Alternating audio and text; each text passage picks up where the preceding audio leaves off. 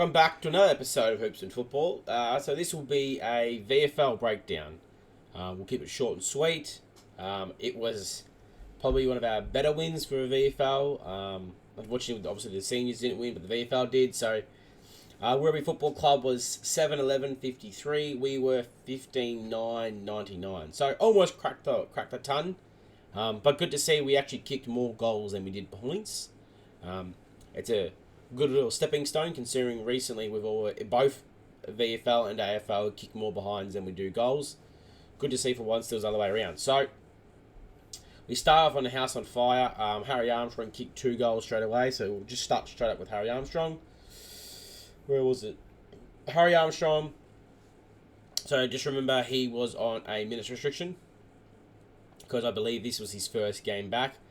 First game back, kicked 2 goals, 11 disposals.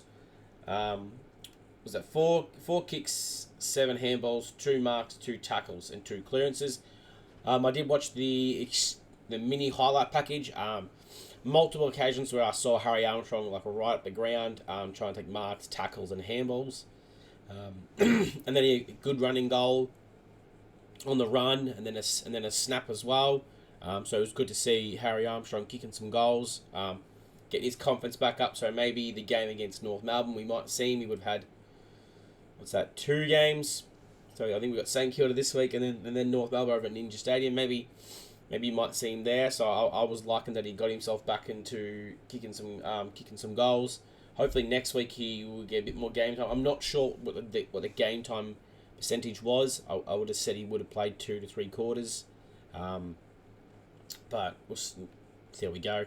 Hopefully we get Blight. Hopefully we get him back. Blight kicked. He had 21 disposals, 11 kicks, 10 handballs, 5 marks, 4 tackles, and 24 hitouts. So he was pretty much our predominant ruckman. From all the reports I've heard, yeah, he was pretty much just our ruckman, and still had 21 disposals because Oliver Hayes Brown is out. So maybe.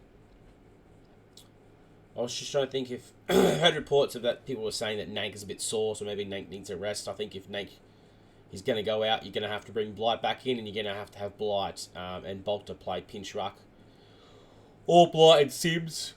It all depends. You could probably just stay as in, just bring Blight in and have all 3 of them ruck. But yeah, so it's good to show that he's got a bit more versatile. So now we know Blight can play in the ruck more often as a small full-time, as well as forward and as well as back. So that's a good versatile there. Josh Gipkiswick kicked 1 goal, which I'm pretty sure was right at the end. He had 11 disposals, 7 kicks, 4 handballs, 3 marks. From the reports from the AFL, from when Ooze was talking and Jake Batchelor was saying that he seems to kind of be back to what he originally was.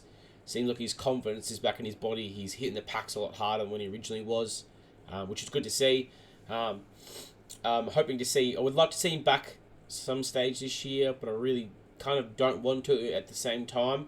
I would like him to play in the VFL and just get his body right.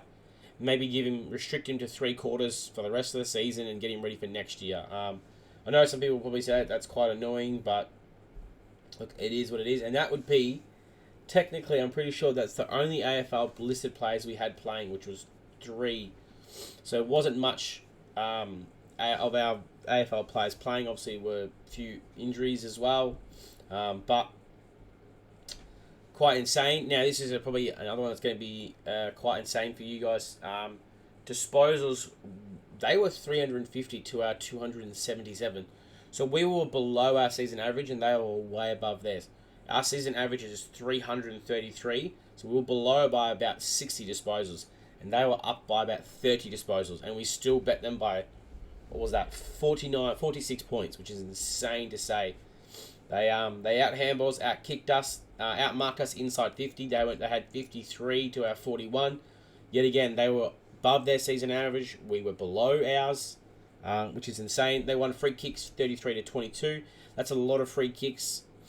33 free kicks to 22. That's 55 free kicks in a game. That's an insane number. They won hit out 68 to 36.